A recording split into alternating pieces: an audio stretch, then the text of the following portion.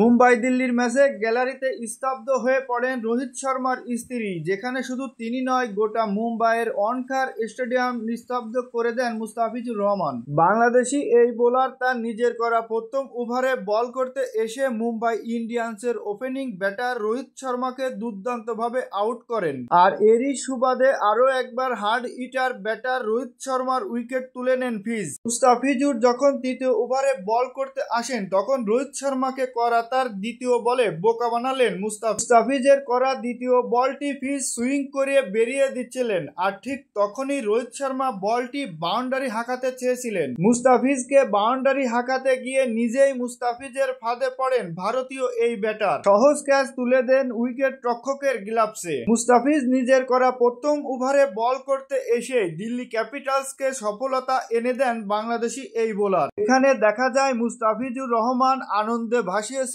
দিল্লি ক্যাপিটালসের ভক্তদের, আর এরই সুবাদে দুর্দান্ত বোলিং করে 3 রান দিয়ে একটি উইকেট তুলে নেন মুস্তাফিজুর রহমান।